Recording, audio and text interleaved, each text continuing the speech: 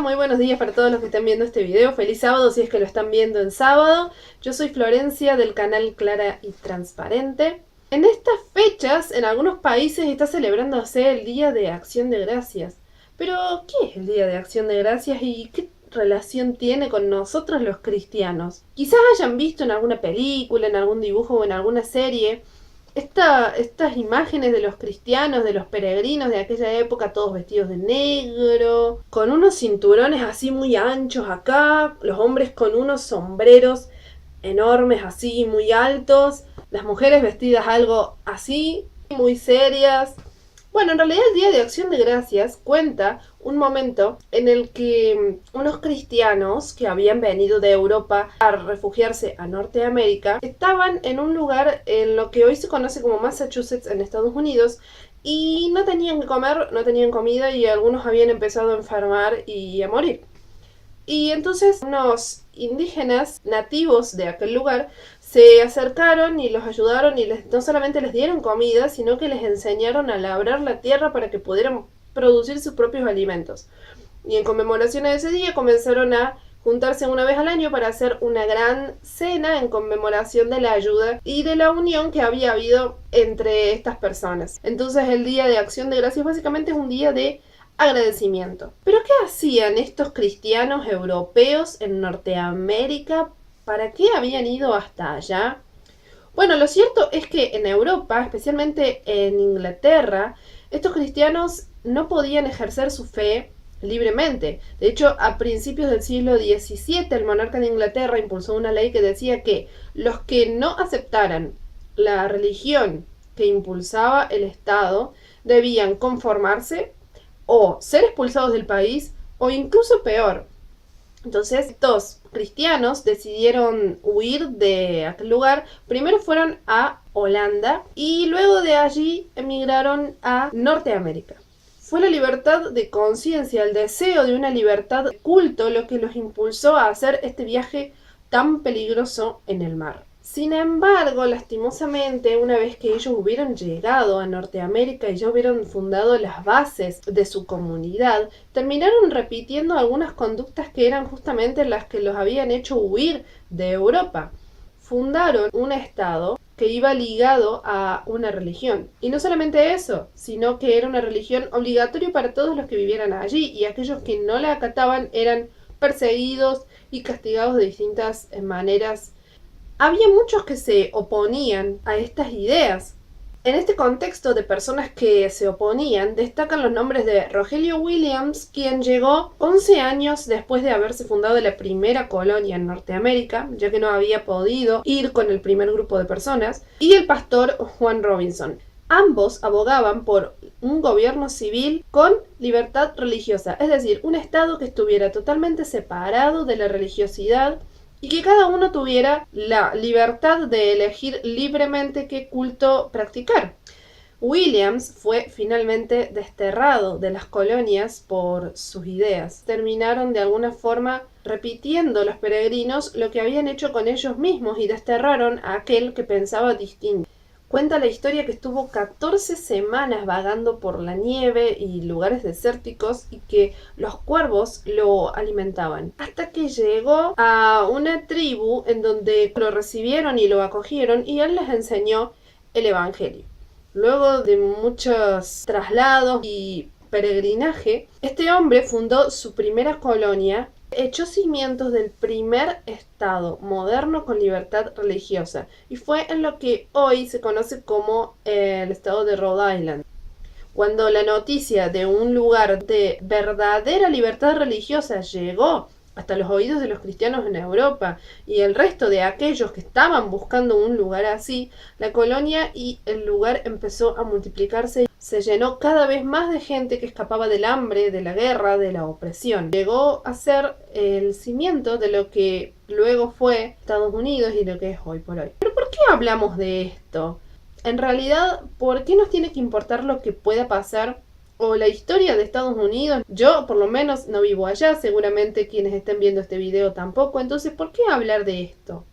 Bueno, es importante porque en realidad estuvo profetizado que Estados Unidos iba a ser un país que iba a ser de libertad.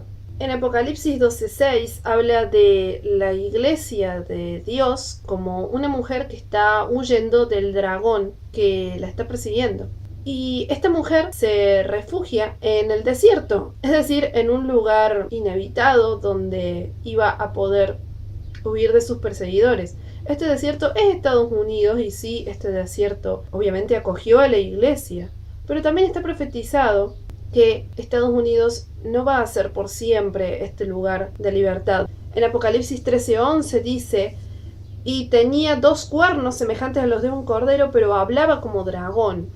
2 cuernos son 2 poderes, por un lado el poder religioso y por otro lado el poder político. Pero esos 2 cuernos, ustedes fíjense en un cordero, nunca se van a unir esos 2 cuernos. Lo religioso y lo político no se unen. Pero esta bestia iba a aparecer un cordero, iba a aparecer un refugio para la mujer, para la iglesia que venía huyendo, pero iba a terminar hablando exactamente igual que el dragón, que es Satanás, que es aquello de lo que la iglesia venía huyendo de sus perseguidores. Y esto va a pasar, y en realidad ya está pasando. Cuando vemos estas noticias que dicen que el Estado estadounidense se unió con protestantes, cuando vemos al presidente, por ejemplo, Trump, impulsar una ley que dice que un domingo de una fecha determinada es un día de oración, es ir en contra de aquellos principios fundamentales que fundaron a Estados Unidos. Y esto es lo que profetiza la Biblia, que es lo que va a terminar trayendo la ruina de Estados Unidos.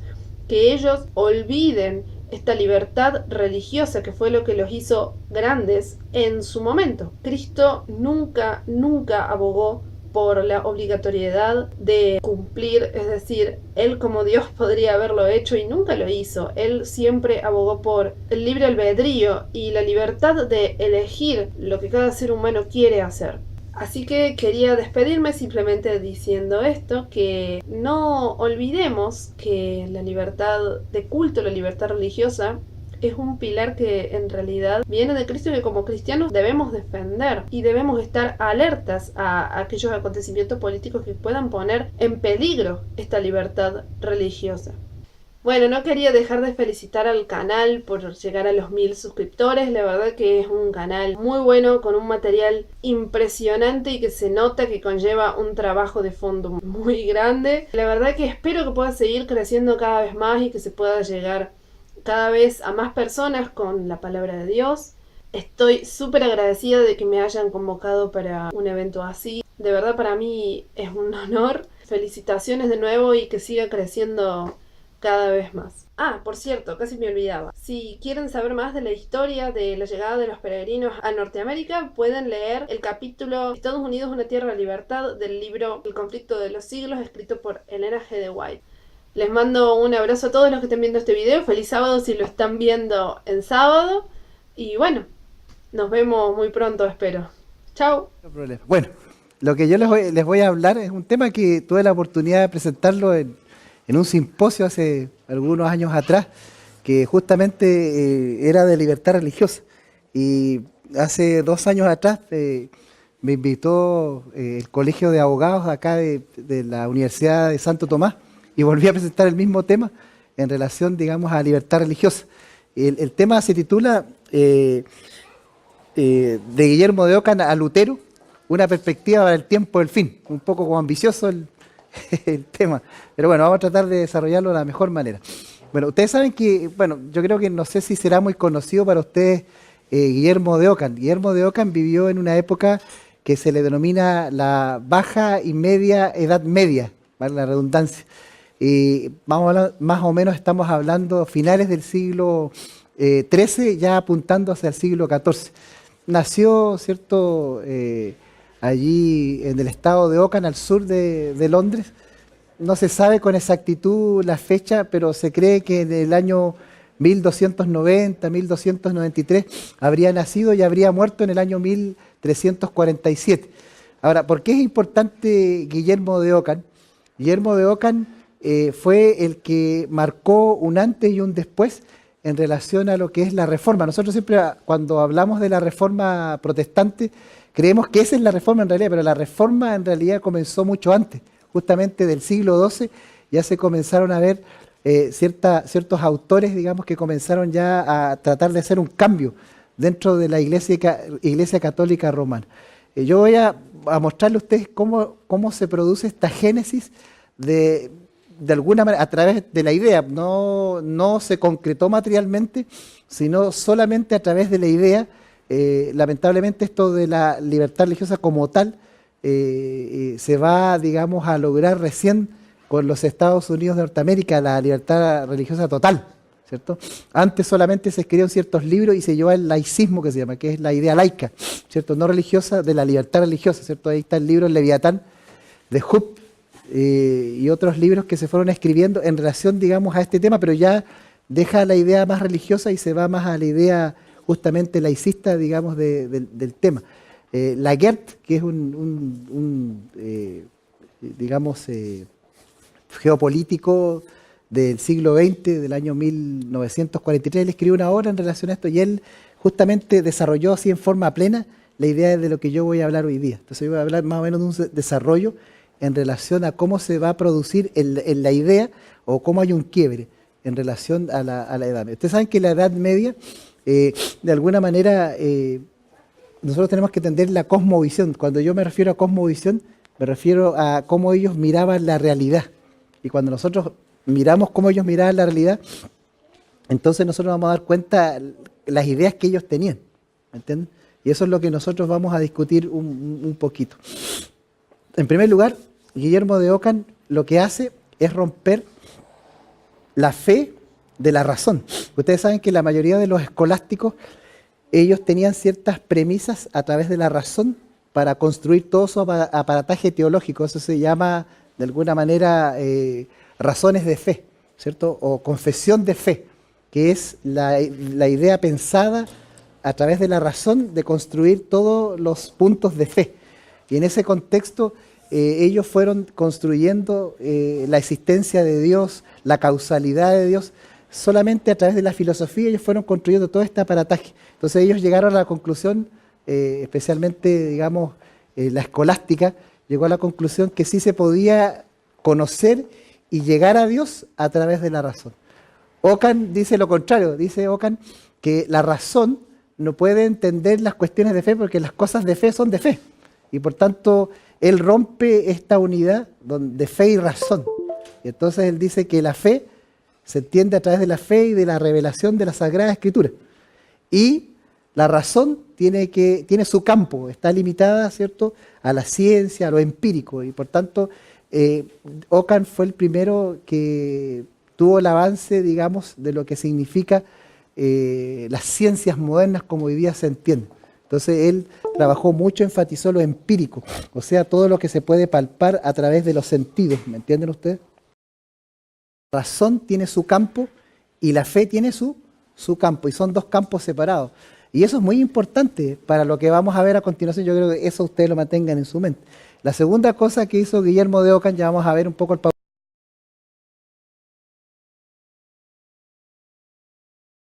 Había una disputa, una lucha, y esto es algo un poco filosófico, pero se lo voy a explicar en simples palabras.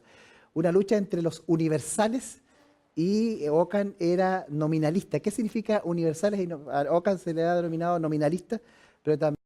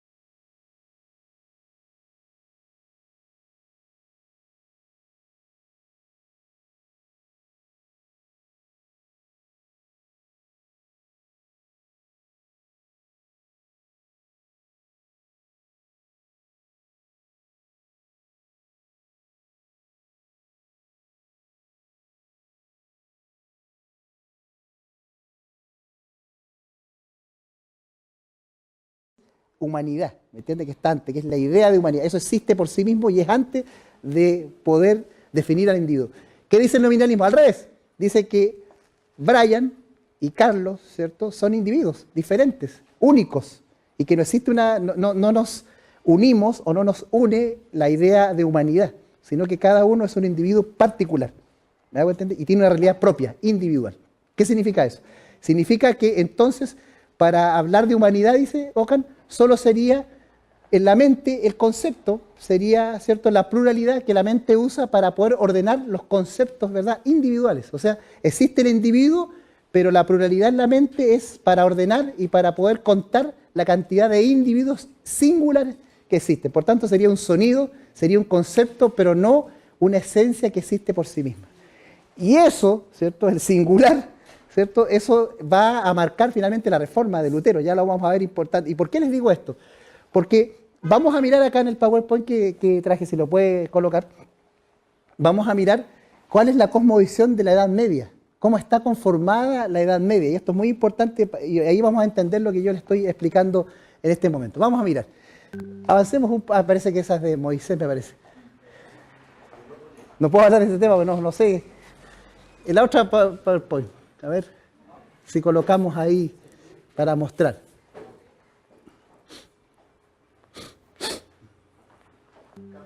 Sí.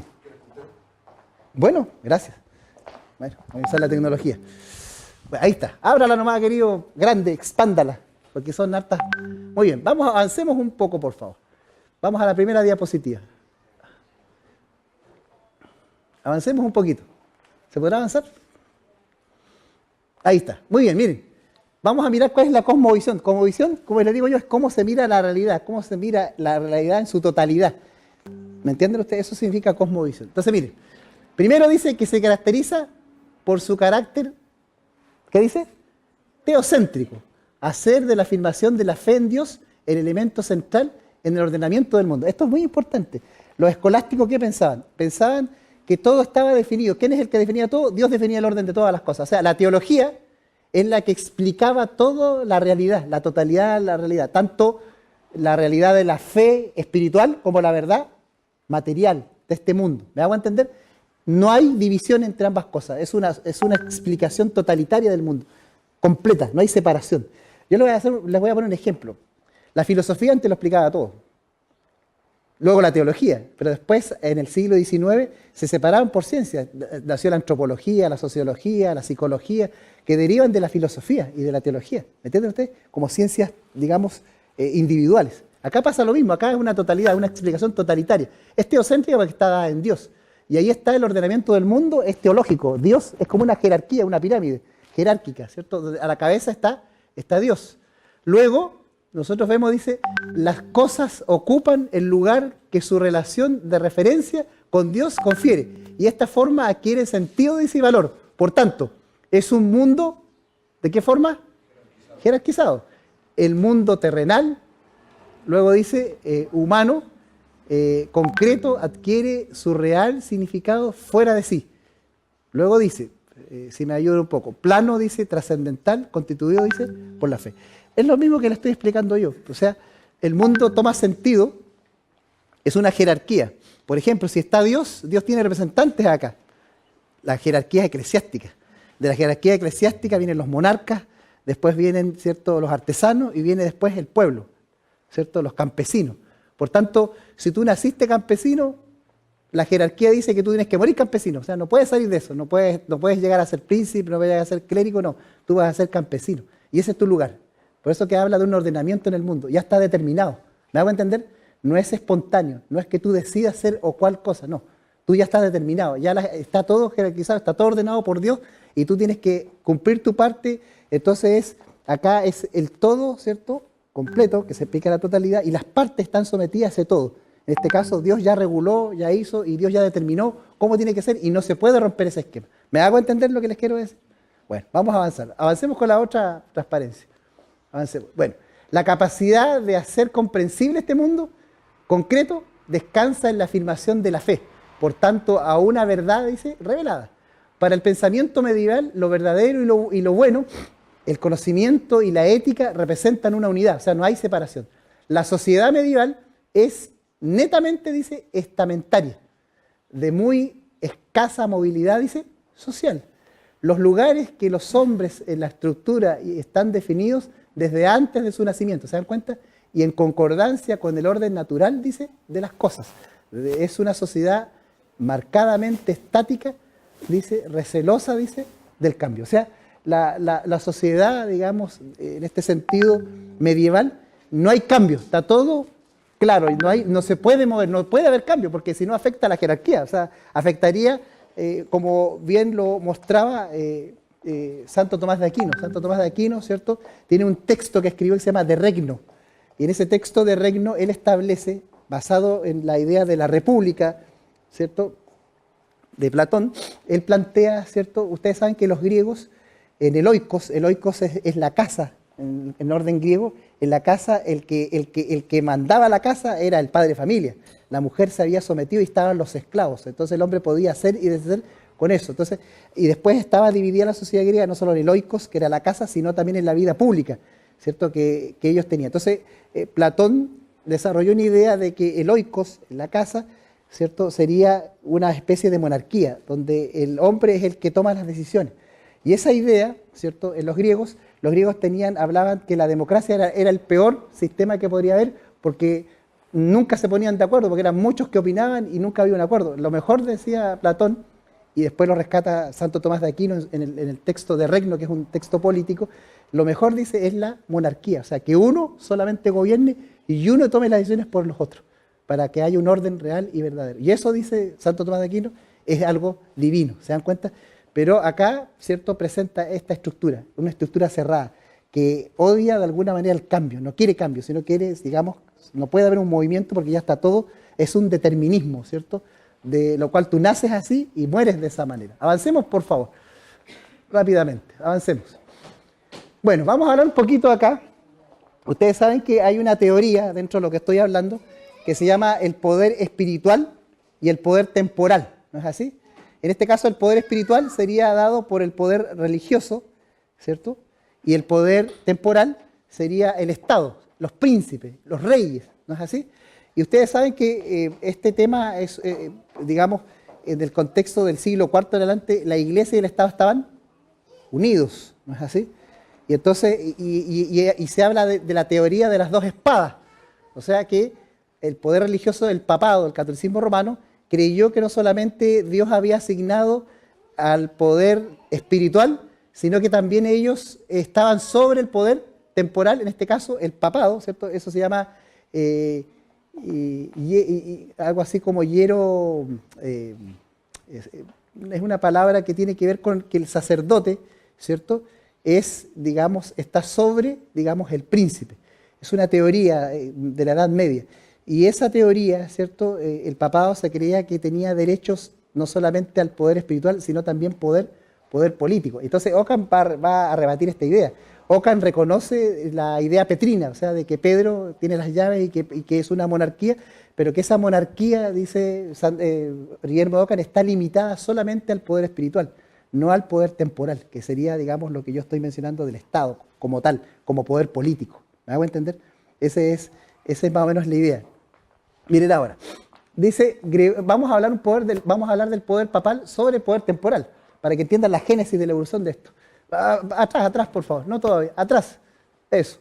Gregorio VII publica en el año 1075 un dictado, el Dictate Papae, que se llama, o dictado papal, en el que prohíbe, dice, al poder civil, bajo excomunión, toda investidura de cargos eclesiásticos y empleo, dice, de poder. Miren lo que está diciendo Gregorio VII. Publica en el año 1075 un dictado papal en el que prohíbe al poder civil, bajo excomunión, toda investidura de cargos eclesiásticos y empleo, dice, de poder. ¿Se dan cuenta ya la idea de cómo este papa ya está haciendo una cierta evolución en el sentido de que el papado no se puede hacer nada sin ser consultado al poder papal? Avancemos ahora sí, por favor. Rápidamente, avancemos.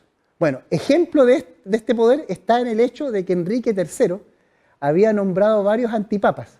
Esto expresa, dice claramente, que él se rebeló contra la prohibición y reunión de Worms en el año 1076, este otro Worms, diferente a lo de Lutero, a unos obispos que no simpatizaban con los aires de reforma del pontífice y decidió junto con ellos deponer a este. La reacción papal fue tan contundente que no solo lo excomulgó, sino que también, dice, lo depuso. O sea, ustedes pueden mirar que el Papa en ese momento tenía mucho poder, incluso de deponer a un monarca, si así lo quisiera, que se había rebelado, ¿cierto?, en contra de la orden del dictado papal que él había dictado. Avancemos un poco más, por favor. Rápidamente. Bueno, un año después, el rey acudió a Canosa, esta es la famosa Canosa, el Papa estaba en su casa de invierno de vacaciones, y él estaba gélido, nevando, ¿cierto? Se dice que estuvo 3 días ahí a pedir perdón al Papa. La pregunta que surge es, ¿por qué le depuso simplemente?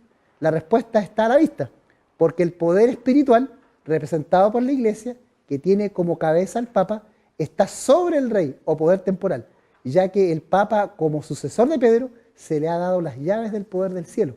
¿Cuál es la lógica?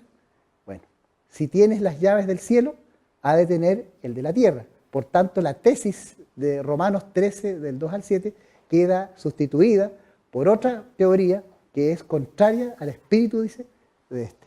¿Qué les parece? Entonces, si ustedes se dan cuenta, acá nosotros tenemos que el papado se arroga no solamente el poder espiritual, no solamente la idea petrina, que ya es una idea equivocada, sino que a la vez también ostenta a tener, que está sobre el poder temporal. Por eso que los papas conquistaban tierras, ahora pueden entender ustedes las cruzadas y todas esas maniobras que ellos hacían. Ahora, el Papa tiene que, de alguna manera, justificar esto, o sea, no es solamente decirlo, sino que tiene que justificarlo con documentos, ideológicamente, ¿cierto? Tiene que respaldar esta idea, no es solamente decirlo, sino que tiene que respaldar que realmente es así. Vamos a avanzar, por favor. Avancemos. Ahora vamos a hablar de la bula Unam Sanctam.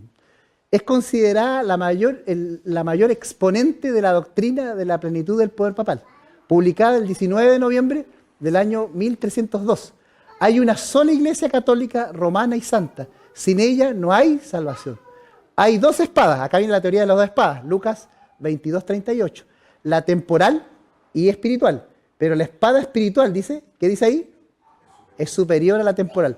Por tanto, la autoridad temporal debe someterse, dice, a la espiritual. ¿Se dan cuenta? Acá intenta a través del texto bíblico explicar las 2 espadas de que habló Jesús. O sea, de servir, ¿cierto? Uno a dar a César lo que es de César y a Dios lo que es de Dios. Acá hace toda una reestructuración de Romanos capítulo 13 y una reestructuración de este texto, ¿verdad? Para apoyar, ¿cierto? Esta idea. Vamos a avanzar. Bueno, el principio de Dionisio Areopagita, ¿cierto? Este es uno de los autores principales, dice, según el cual hay un orden jerárquico, decía él, cuyo principio es que lo inferior debe someterse a lo superior. Eso es un principio que él manifestó. De la jerarquía se desprende que todo poder proviene ¿de quién? De Dios. La idea medieval, ¿cierto? Teocéntrica. Desciende en primera instancia a lo superior, por tanto el poder desciende de Dios al Papa. ¿Se entiende? O sea, ¿dónde está Dios? En el cielo. Dios es lo superior. ¿Desciende a dónde? A la tierra, a lo inferior. ¿A quién se lo da? Al Papa. Por tanto, el Papa sería el representante, siguiendo esta lógica de lo que se está mencionando, sería, digamos, aquel que tiene el poder no solamente espiritual, sino que el Papa está en la tierra, por tanto también tiene el poder temporal, o sea, el poder político, el poder del Estado. Eso es lo que está diciendo este principio, ¿verdad? De lo inferior debe someterse, digamos, a lo superior. Avancemos, por favor. Donación de Constantino. Acá yo puse doble donación. ¿Por qué? Vamos a ver por qué. Dice, la primera donación es legítima, o sea, es verdadera. ¿Cuándo se produce? Esta se da en el siglo VIII, donde prometieron donar al Papa Esteban II tierras francesas, con la condición de que el Papa ungiera de nuevo como rey a Pepino en el año 754, lo cual lo hizo y se le dieron esas tierras. Eso es legítimo. Para iniciar la dinastía carolingia, para sustituir la antigua merolingia, entonces en decadencia. Esta donación es real, que era un pedazo de tierra, ¿cierto? No era mucho lo que se dio. Por eso que después ustedes ven que los papas, hay antipapas que se establecen en Aviñón, en Francia, para contrarrestar los que se duplican los papas, ¿cierto? El papado, papas paralelos en Aviñón y en Roma. Avancemos, por favor. Lo segundo, vamos a hablar ahora de la donación de Constantino. Avance, por favor. Bueno, donación que se conoce de Constantino. La razón es justificar la donación hecha al papado, donde la entregarían tierras en Italia, que fueron conquistadas a los bizantinos. Estas tierras eran de profundo interés para el papado, de ahí que se inventará y falsificará este documento. Esta falsificación sería desenmascarada en el siglo XV, casi la Reforma. Debía ser exhibida por la Santa Sede en el siglo XI, como fidedigno testimonio del derecho del pontífice a ejercer poder político en la tierra y como verificación histórica del poder de las llaves. Entonces, este documento que fue falsificado, ¿cuál era su función? Poder autentificar el poder temporal del Papa. O sea, ¿qué dice la donación de Constantino? Se dice que Constantino personalmente habló con el Papa Silvestre, ¿cierto? Y él le habría dicho, bueno, yo te voy a donar toda Italia es tuya, toda Roma es tuya, así que tú la puedes administrar. Y entonces, para poder autentificar esto, que es como un mito, se hizo un documento, pero que se comprobó finalmente que no era un documento genuino, era un falso documento que se había dado, para justificar justamente esta teoría, ¿cierto?, de lo que estamos mencionando. Avancemos, por favor, rápidamente. Bueno, vamos a ver ahora, a contrastar el pensamiento de Guillermo Ockham en lo político, ¿cierto?, que es muy importante. Si ustedes vean ahí, dice, pensamiento político de Guillermo de Ockham, que es muy importante. La potestad temporal y la potestad espiritual provienen ¿de quién? De Dios. Eso no hay discusión. Ambas provienen de Dios, dice Ockham. Pero miren, quiero que vayan viendo la evolución del pensamiento de Ockham. Vamos a mirar. Dice de Dios a través de canales iguales o distintos. Distintos. Cada potestad goza de una esfera de acción propia. ¿Qué ven acá hasta acá? ¿Qué está diciendo el texto? ¿Qué ven ustedes de diferente? ¿Qué ven de diferente ustedes? Ockham dice diferente. El Catecismo Romano dice que lo espiritual y lo temporal están unidos. Pero ¿quién tiene la primacía sobre uno sobre el otro? O sea, lo espiritual tendría la supremacía sobre lo político. Pero acá Ockham dice que ambos fueron dados ¿por quién? Por Dios. ¿No es así? Fueron dados por Dios. Pero no dice que el poder espiritual es superior al poder político. No dice eso. Dice que ambos tienen su propia esfera, tienen su propia función. No están unidos, sino que están separados y cada uno cumple su función. Aunque fueron dados por Dios ambos, pero ambos corren en forma junta o separada. Separada, ¿se dan cuenta? No corren en forma unida. ¿Me hago entender? ¿Me explico? Ahí ven ustedes lo que dice Ockham. Ahora miren, sigamos. Este procede de Dios, aunque confirmado y establecido por los hombres. En consecuencia, el poder temporal es autónomo respecto a la Iglesia. No recibe de ella su legitimidad y hasta es cronológicamente anterior. Bueno, Ockham lo comprobó a través de la Biblia. Él aceptó una teoría de que el poder del Estado fue dado a Adán. Cuando a Adán se le dice que administre todas las cosas, entonces el Estado como estado natural de las cosas ya existía. Solamente ustedes ven que a Pedro Jesús le dijo, a ti te daré las llaves, supuestamente. Esta es una teoría que estoy mencionando. Y entonces Jesús se lo dio a la Iglesia recién con Cristo, pero el Estado está antes, en Adán, dice Ockham. Entonces el Estado incluso sería anterior a lo que la Iglesia pretende, ¿cierto? O sea, no recibe de ella su legitimidad. Ahora, Ockham niega toda potestad temporal al Papa y sujetándole como cualquier otro súbdito al juicio temporal, dice, ¿de quién? Ustedes saben que cuando viene, ¿cierto? Viene este tema de lo que significa Constantino, ¿cierto? La iglesia constantiniana. Luego, ¿cierto? Se van las leyes que Constantino eran leyes, digamos, del imperio, se transforman en leyes espirituales para prohibir, o sea, para hacer del catolicismo romano como la iglesia, ¿cierto? Del Estado. Pero para ello se hacen leyes espirituales para poder castigar a aquel de herejía, a aquel que no siga, digamos, a la iglesia cristiana. Y a eso se le llama leyes eclesiásticas, que después, ¿cierto?, con Justiniano, el año 533, se van a compilar, se van a recopilar todas esas leyes, y que son las leyes que existen hasta ahora. Ustedes saben que usted no puede jugar un cura, porque es jugado tiene como un fuero. Recuerden que el Vaticano es un Estado, no solamente religioso, sino político, y eso los protege a los sacerdotes para ellos ser juzgados por las leyes eclesiásticas. ¿Me entienden ustedes? Entonces hay toda pero acá dice lo contrario. ¿Existe una diferencia de naturaleza? Sí, en ambas. Proceden diferentes de potestades, diferentes poderes. Es tal que en efecto el Papa no puede ejercer regularmente la potestad, el poder temporal, no lo puede. Está limitado eso.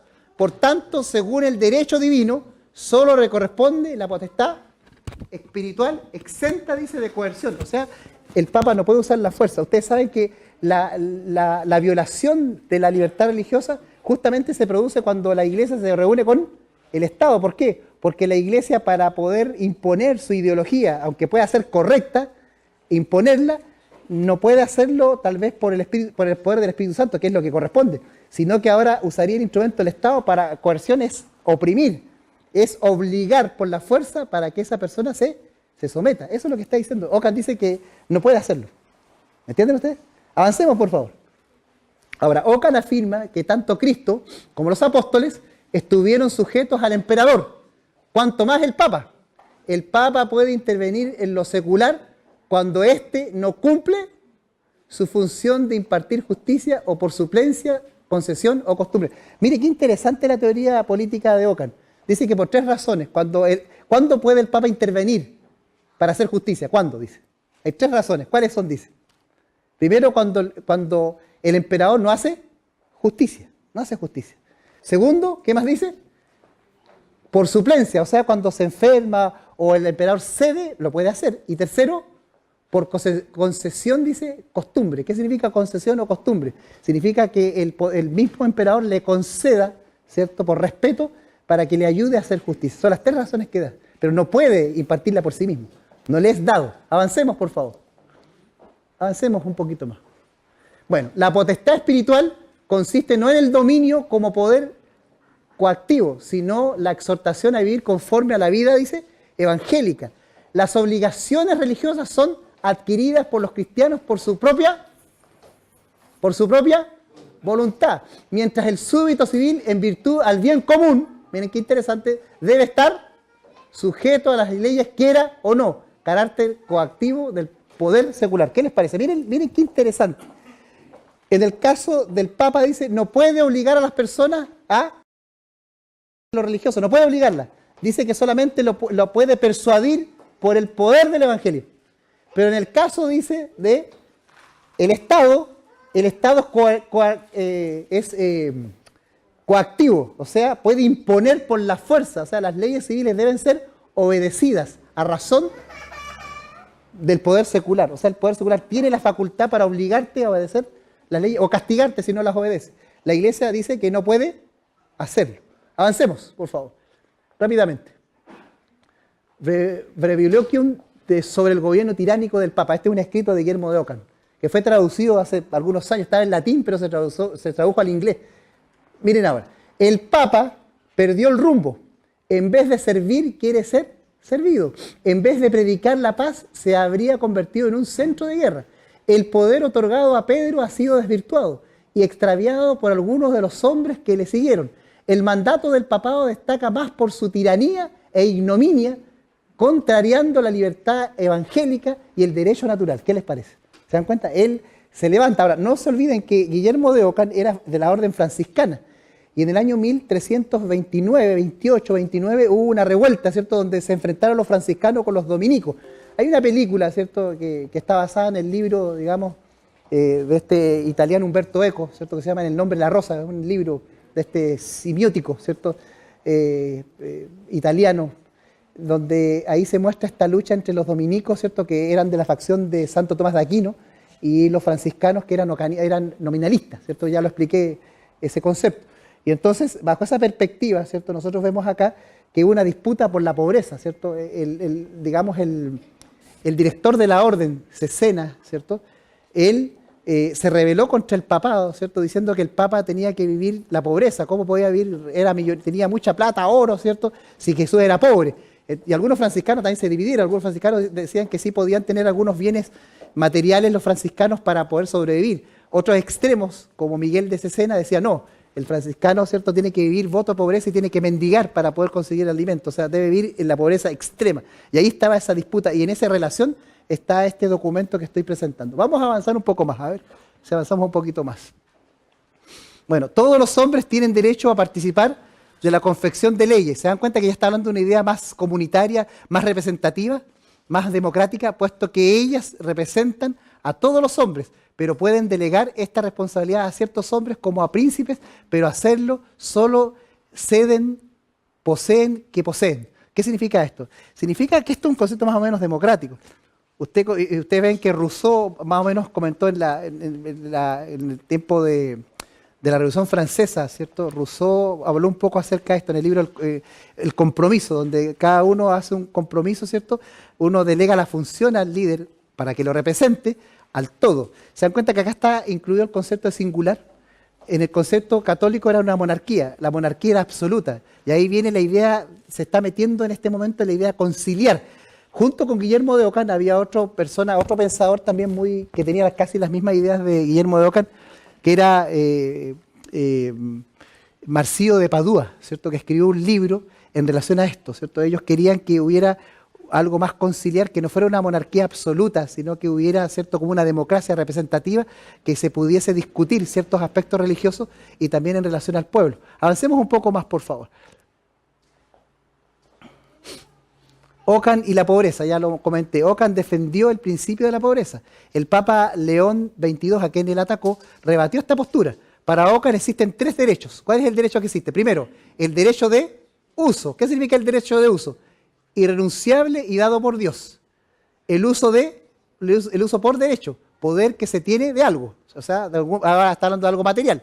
El uso de hecho, el uso común de todas las cosas. Son tres principios que Ockham planteó, ¿verdad?, en relación al uso de las cosas. Es una teoría bien interesante. Avancemos un poco, por favor. Pues ya el tiempo se nos está yendo. Bueno, vamos a hablar un poquito de Martín Lutero. Ahora, ¿cómo Martín Lutero ahora llegó a las mismas conclusiones parecidas a las de Ockham? Bueno, ustedes saben que Martín Lutero era un monje agustino de la orden eramita, y Martín Lutero en el año 1505, ¿cierto?, estudió en la Universidad de Erfurt, en Alemania, y allí, ¿verdad?, en esa universidad se enseñaba lo que se llama las vías modernas, así se le llamaba al nominalismo, las vías modernas, y Lutero fue influido allí no directamente por Ockham, pero sí había muchos comentadores anteriores que también habían sido profesores de la Universidad de Erfurt. Uno de ellos es Daily, ¿cierto? Y las sentencias de Pedro, me voy a acordar el apellido, y estas sentencias, ¿cierto?, hablaban justamente de esto, de esta idea política, y de esa manera llegó Ockham. Y Ockham dijo: yo sigo a mi querido maestro Ockham, o sea, claramente era un nominalista. Y ahí llegó la idea del singular y pudo desarrollar su idea política también Lutero, aunque Lutero no tenía una intención política, sino que la idea de Lutero era una idea teológica, ¿cierto?, que justamente el singular parte con la justificación por la fe, sola gracia, sola escritura, donde rompe este manto que yo les hablaba a ustedes de la idea que está todo predeterminado. Aquí ya definitivamente con Lutero rompe esa hegemonía, ¿cierto?, del poder monárquico papal, ¿cierto?, absoluto, y acá comienza la idea moderna del individuo, ¿cierto?, de la libre conciencia. O sea, yo no necesito que una institución defina lo que yo creo y lo que tengo que hacer, sino que yo como individuo libremente decido con mi conciencia qué es lo que quiero hacer y hacia dónde quiero ir. ¿Me hago entender? Ese es el rompimiento que se produce, digamos, acá. Entonces, miren, Lutero invitó a la Iglesia a una reforma, no solo en doctrina, sino también en su forma. Esto a su tiempo condujo a una reforma del Estado. La reforma significa la negación de un Estado, dice, universal. Es lo que estamos hablando. Edad Media. Lutero, así como San Agustín, quería liberar a la Iglesia cristiana de una Roma decadente. Lutero quiere liberar al cristianismo de la jurisdicción eclesiástica del medioevo para recuperar la virtud espiritual. Lutero era místico, está influido por el humanismo, por San Agustín, o sea, tenía muchas ideas en su cabeza. En su cosmovisión, Lutero sustituyó los sacramentos entregados a los laicos por el sacerdocio universal, parte íntima, donde Lutero afirmaba que la parte subjetiva o interior del hombre solo puede intervenir Dios por la fe. ¿Se dan cuenta? Ustedes saben que los sacramentos, eran 7 sacramentos aceptados por el Catecismo Romano. Lutero solamente aceptó 2, el bautismo, ¿cierto?, por un lado, y la Eucaristía, por ser dados por Dios directamente en la Biblia, y los demás todos los rechazó. Lutero lo que está diciendo acá es que él dice que lo religioso es mío, es subjetivo, es íntimo. Nadie puede decirme lo que yo crea o no crea, eso es lo que está diciendo Lutero, sino que yo por mí mismo puedo tomar mis propias determinaciones en mi fe interior, por Dios. Avancemos, por favor. Lutero, más atrás, Lutero rompe con el poder jurisdiccional de la Iglesia, que autoriza a la Iglesia a juzgar, legislar, foro externo. No es digno de un cristiano hablar contra su conciencia, ¿se dan cuenta? El acto de creer es libre y no puede imponerse. ¿Se dan cuenta? Avancemos ahora, vamos a un documento que es muy interesante. Una carta abierta a la nobleza cristiana de la nación alemana. Este es un documento súper importante y acá rompe definitivamente con Roma. La política de la Iglesia Católica se había sido levantar 3 murallas, dice Lutero. La pretensión de la Iglesia que su autoridad que era superior a la del Estado, la hecha por tierra. No es superior, ya lo hablamos ya. No hay diferencia, dice Lutero, entre los sacerdotes y los legos, porque todos son de un mismo Estado. ¿Qué les parece? No hay diferencia. La Iglesia se ha atribuido que la Iglesia es superior al Estado. No es así. Todos, incluso los cristianos son parte de un Estado. Todos son hijos de un Estado, por tanto no hay diferencia entre el sacerdote y el laico. Segundo, el Papa solo puede interpretar las Sagradas Escrituras y no puede, dice, errar en la materia de fe. La pretensión, dice, del Papa, que podría llamar, dice, a concilio. Ya lo discutimos, la idea conciliar que va a terminarse en el Vaticano II, definitivamente le dice decir, no hay concilio. El Papa sigue siendo una jerarquía. Avancemos, por favor.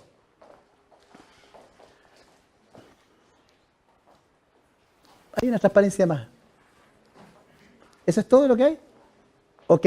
Ahora miren, Lutero finalmente es como contradictorio Lutero. Por un lado habla de la conciencia, construye toda una teología en relación al individuo, pero luego en el año 1527 hay una revuelta, ¿cierto?, de los campesinos y Lutero los masacra a todos, ¿me entiendes? Y entonces Lutero consigue una idea, se contradicen, ¿cierto? Y hay que ser sincero, porque Lutero después, para poder sofocar esa revuelta, ¿cierto?, entonces pide a los príncipes que frenen y matan a muchos campesinos y entonces ahora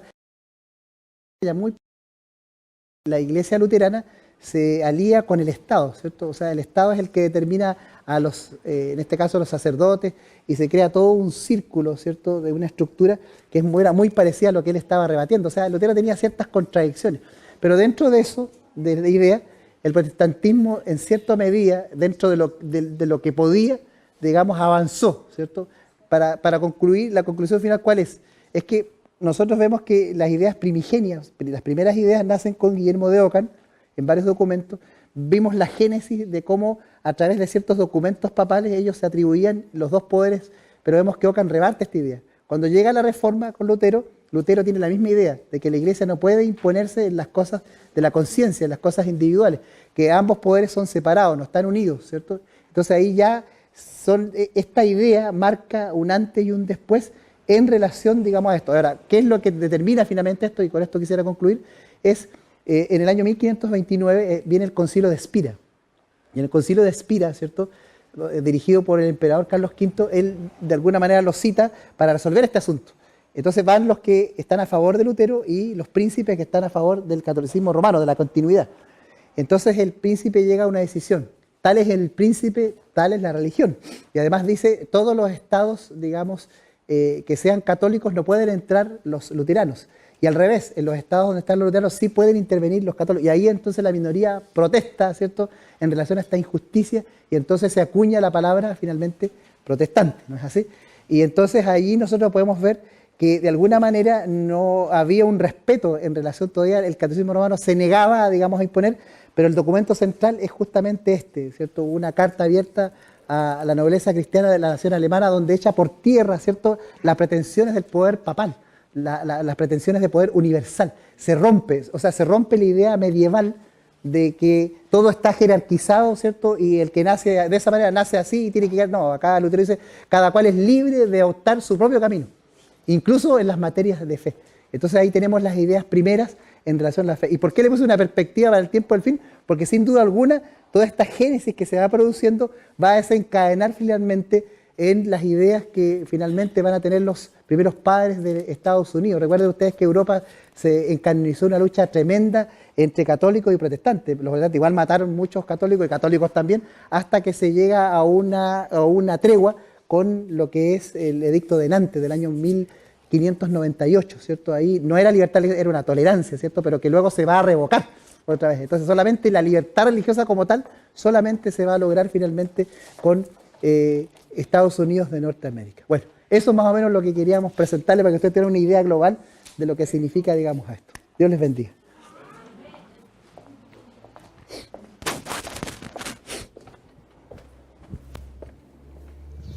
Hola amigos, ¿cómo están? Un saludo grande les enviamos desde Valdivia, aquí el pequeño ministerio de la vida eterna, y también con nuestro amigo Alexis que está en este momento grabando.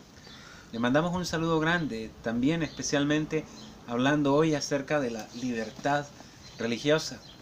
Saben, cuando uno mira bíblicamente cómo es que grandes hombres de Dios tuvieron que hacer grandes reformas en distintas épocas, uno no puede hacer un olvido de la historia, por supuesto, de 4 jóvenes valientes, en este caso solo 3, que estaban en la provincia de Babilonia, cuando Nabucodonosor tuvo la genial idea de hacer una estatua inmensa de oro, a la cual todo ser humano que viviera cerca o que estuviera bajo el dominio de Babilonia tenía que prestar adoración. No era solamente un acto religioso, no era solamente la unificación de la religión lo que Nabucodonosor quería al levantar esta inmensa estatua de oro, sino más bien era demostrar la fidelidad que cada uno de los pueblos que estaba bajo su gobierno tuviera a su gobierno principal, el de Nabucodonosor. Por esa razón, para él era tan importante que todo mundo demostrara esa fidelidad de una forma externa, adorando de la forma en que él impuso.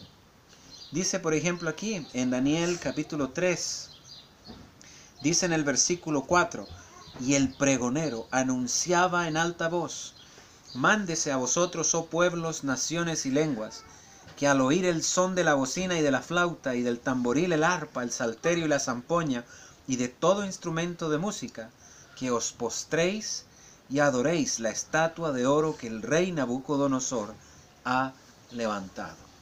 Bien, entonces la orden era sencilla y simple. Todos debían adorar la estatua que Nabucodonosor había levantado.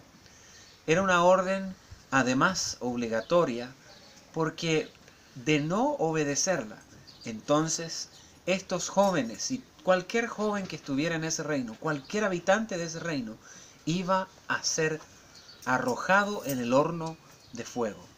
Saben, una gran cantidad de Babilonia fue construida en base a puros ladrillos. Ellos fueron, según lo que dice el capítulo 11 del libro de Génesis, los inventores. En Babel fue inventado el ladrillo y la pega con argamasa. De hecho, es interesante que hasta el día de hoy, en algunas de las ruinas de Irak, se encuentran aún ladrillos que todavía tienen estampado el nombre de Nabucodonosor. Es por eso que el valle de Dura era un lugar donde estaba lleno de hornos, en los cuales se calentaba entonces la arcilla hasta poder tener una consistencia suficiente para que el ladrillo no se desarmara una vez que fuera puesto en el molde. Saben, mi suegro trabajó un tiempo haciendo ladrillos. Él dice que esos hornos pueden ser tan calientes que aún las piedras se derriten. Ahora bien, habían 3 jóvenes, que en realidad eran 4. Era Daniel y sus 4 amigos, Sadrach, Mesach y Abednego, según sus nombres babilonios, ¿verdad? Estos jóvenes no se menciona específicamente por la razón por la cual Daniel no se encontraba, pero todos ellos se vieron enfrentados a la estatua de Nabucodonosor. Nabucodonosor en este caso no tenía en absoluto una noción de libertad religiosa. Al contrario, la religión era algo obligatorio, so pena de muerte. Estos 3 jóvenes tuvieron que enfrentarse a esto, teniendo tal vez una edad de unos 20 años. Y es importante entender y mencionar de que ellos no eran los únicos judíos que estaban en el reino de Babilonia en aquellos años. Ahora miren, quiero mostrarles algo interesante. Nabucodonosor fue informado por su personal de que estos 3 jóvenes no se arrodillaban. Eran los únicos en todo el imperio que no se arrodillaban ante la estatua. Y entonces, como eran parte de los gobernadores y de los trabajadores que Nabucodonosor tenía a su mando, los llamó y los trató de convencer, trató de razonar con ellos. Daniel capítulo 3, Daniel capítulo 3, vamos a leer ahora el versículo 13. Dice: y entonces Nabucodonosor dijo con ira y con enojo que trajeran a Sadrach, Mesach y Abednego. Y al instante fueron traídos estos varones delante del rey. Y habló Nabucodonosor y les dijo: es verdad, Sadrach, Mesach y Abednego, que vosotros no honráis a mi Dios, ni adoráis la estatua de oro que yo he levantado. Ahora pues estáis dispuestos para que al oír el son de la bocina, la flauta, el tamboril, el arpa, el salterio, la zampoña y de todo instrumento de música, os postréis y adoréis la estatua que he hecho. Porque si no la adoráis, en la misma hora seréis echados en medio de un horno de fuego ardiendo. ¿Y qué Dios será aquel que os libre de mis manos? Es importante notar que en este capítulo, al inicio, se menciona que para esta reunión especial fueron convocados todos los gobernadores de las provincias que tenía a su cargo Nabucodonosor. Y el gobernador regente en aquellos años en Judea era el rey Sedequías. Ahora la pregunta es, si él fue convocado a esa reunión y solamente Sadrach, Mesach y Abednego eran los que no se habían postrado, ¿dónde estaba Sedequías? ¿Dónde estaban todos los jóvenes que fueron llevados junto a Ezequiel? ¿Dónde estaban los jóvenes que fueron llevados junto a Daniel? Todos los israelitas, a excepción de estos 3, se habían postrado ante la imagen, a excepción de estos 3 jóvenes. Solo ellos permanecían en pie, mientras todo el resto estaba de rodillas.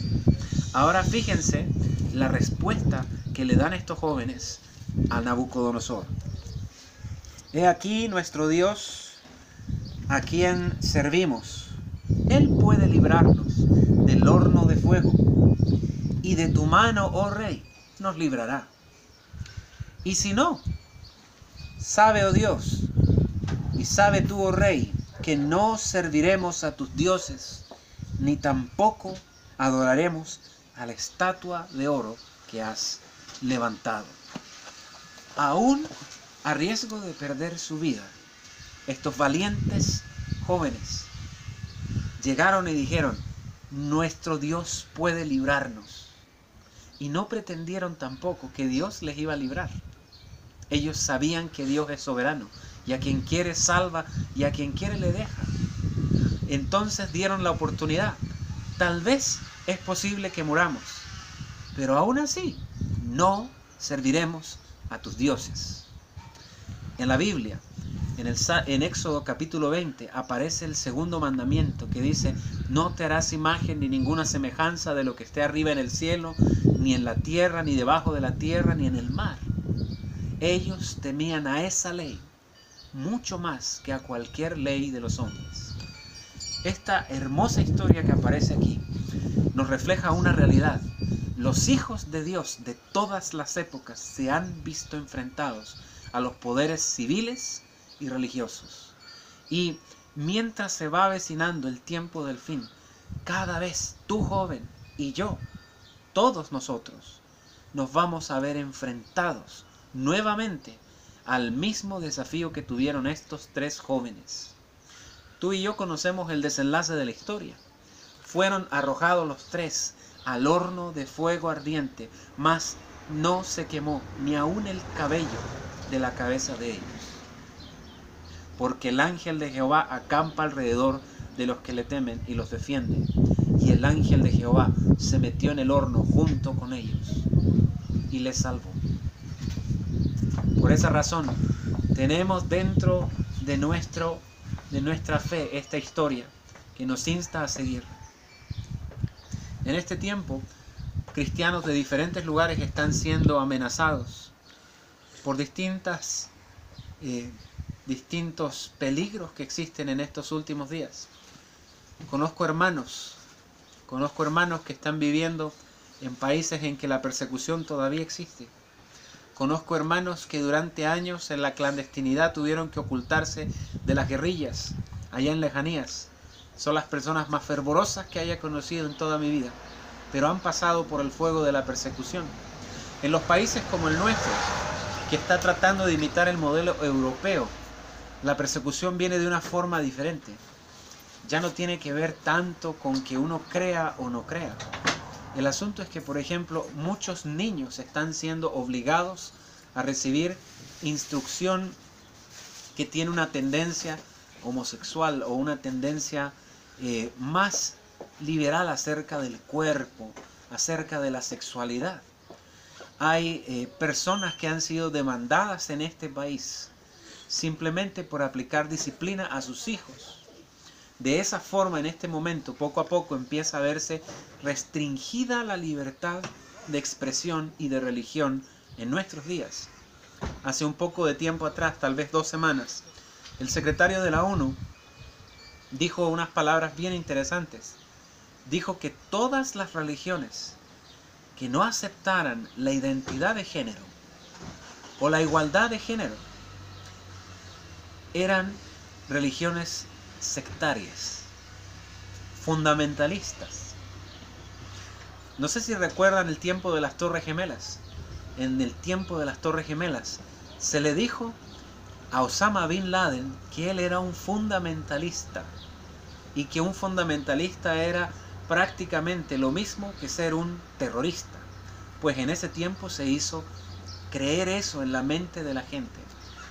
Y al decir esto, este secretario de la ONU, fíjense que está echando por tierra muchas cosas que Dios hizo al hombre, mujer y hombre desde la creación. Que el matrimonio que Dios instauró en el Edén era entre un hombre y una mujer. Que los niños deben crecer en una familia con la instrucción de los padres, como dice Deuteronomio capítulo 6. Todas estas cosas se echan por tierra por todas estas leyes. Y les digo algo más interesante. Fundamentalismo significa creer en una norma de fe, en la cual es inamovible. La Biblia es la palabra de Dios y será por los siglos de los siglos. Ella es nuestro fundamento. El día que nos digan fundamentalistas, uno debe alzar su pecho y decir: soy creyente de la palabra de Dios, aún a riesgo de mi vida. Así que, fíjense, estamos en los peligros de los últimos días. Y la lucha que hoy tenemos es diferente a la de Sadrach, Mesach y Abednego. Pero aún este mundo sigue tratando de poder destruir nuestra libertad religiosa. Así que les invito a informarse, les invito a estar atentos, les invito a estudiar la palabra para que sean jóvenes firmes de convicciones. Así como los antiguos nos dejaron ejemplo, podamos seguir sus pisadas. Un saludo desde aquí, el Señor les bendiga.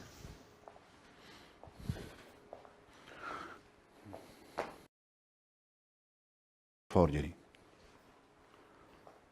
Adelante. Ok. Un poco más adelante, Jerry, luego volveremos ahí. Bueno, el pastor nos dejó desde Guillermo de Ockham hasta Martín Lutero. A mí me corresponde hablarles desde Martín Lutero hasta la ley dominical. una de las cosas que ayudó mucho a Lutero a emanciparse del poder eclesiástico de su época y por lo tanto romper con la estructura donde él había sido formado y desde el cual dependía completamente la sociedad estacionaria durante la baja y edad media, como dijo el pastor para Guillermo de Ockham. Martín Lutero llega a un punto donde él se apoya en un texto, ¿no es cierto?, al redescubrir verdades bíblicas. Por eso nosotros tenemos que... Atrás, Jerry, por favor.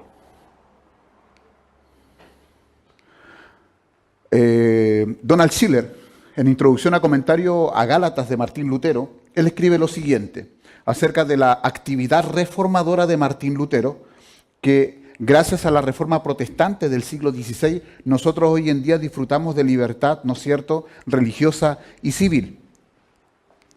Hasta entonces el método empleado por la Iglesia era el de la interpretación alegórica que supeditaba el texto bíblico al sistema eclesiástico o doctrinal establecido por el magisterio de la Iglesia.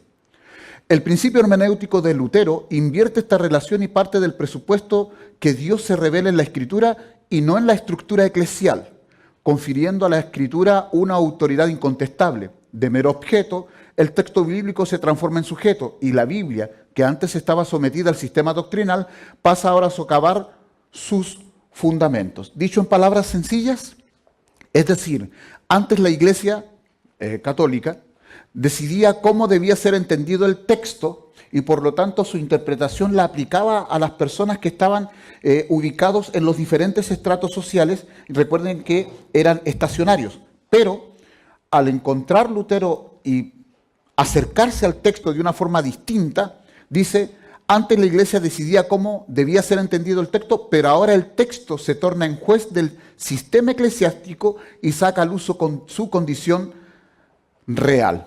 Y ustedes saben el gran problema que hubo con Lutero en cuanto a lo que es libertad de conciencia. Él viene al punto, ¿no es cierto?, que cuando fue convidado a retractarse de lo que había escrito, ¿no es cierto?, escribiendo sobre el sistema eclesiástico de su época, que no era posible que obligara a las personas o les dictara qué creer, Lutero habló de la justificación por la fe. Y la vamos a relacionar con la libertad de conciencia. Él dijo, ¿no es cierto?, cuando se le pide que se retracte, él responde de la siguiente manera: ya que su serenísima majestad y sus altezas exigen de mí una respuesta sencilla, clara y precisa, voy a darla y es esta. Y no puedo someter mi fe ni al Papa ni a los concilios, porque es tan claro como la luz del día que aquellos han caído muchas veces en el error, así como en muchas contradicciones consigo mismos, por lo cual, si no se me convence con testimonios bíblicos o con razones evidentes, y si no se me persuade con los mismos textos que yo he citado, y si no sujetan mi conciencia a la palabra de Dios, yo no puedo ni quiero retractar nada, por no ser digno de un cristiano hablar contra su conciencia. Heme aquí, no me es dable hacerlo de otro modo, que Dios me ayude. Amén. Esto está en el libro, ¿no es cierto?, escrito por el historiador Duvigné, libro 7, capítulo 8, y en el Conflicto de los Siglos, página 170. Por lo tanto, él da un vuelco. Él, al acercarse al texto, él toma al texto como el regidor de la vida del creyente. Entonces, la forma de aceptar el Evangelio es que las personas deben decidir por sí mismas, ¿no es cierto?, si creer o no creer. Bajo el contexto en el cual estamos hablando, ¿no es cierto?, Martín Lutero ya era creyente, pero estaba desconforme con la forma en que el sistema eclesiástico imperante en su época imponía la fe sobre las personas.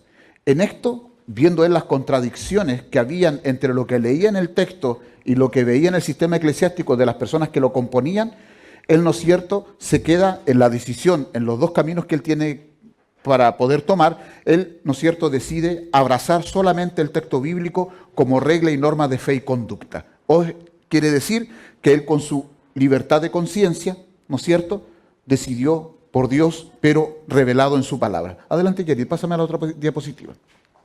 En el Conflicto de los Siglos, página 177, Ellen White escribe un principio muy importante para nosotros.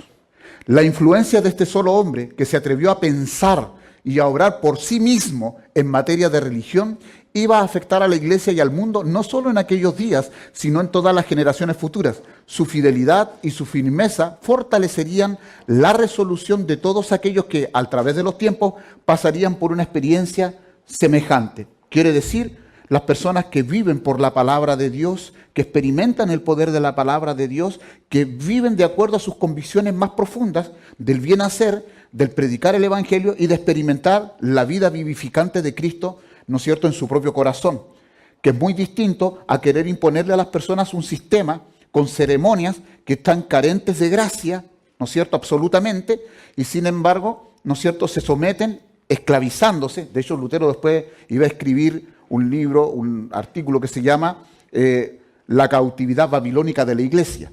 ¿Ok? Adelante, Jerry. También leemos en el mismo libro citado anteriormente, Dios prohíbe que en las cosas concernientes a los bienes eternos el hombre se someta al hombre. En el mundo espiritual la sumisión es un culto verdadero que debe rendirse, sino solamente al Creador y desde el corazón en forma espontánea y libre, sin coerción, sin obligación, libertad de conciencia. Adelante, Jerry. Adelante. Bueno, quiero hacerlo antes de poder leer esto. Debemos reconocer que en cierta medida, aunque hubieron dos papas que maldijeron o anatematizaron el concepto de libertad de conciencia y las democracias, ¿no es cierto?, que lo vamos a leer ahora. Sin embargo, en el proceso de diálogo ya de la Iglesia en la Contrarreforma no pudo ser. Mucho después vamos a hablar del Concilio Vaticano II, porque es allí donde se entabla un nuevo diálogo, ¿no es cierto?, en la puesta al día, aggiornamento en latín, ya de la Iglesia con el Estado y con los individuos que lo componen, porque ya no tiene el poder ni puede imponer sus creencias dogmáticas como durante la Edad Media.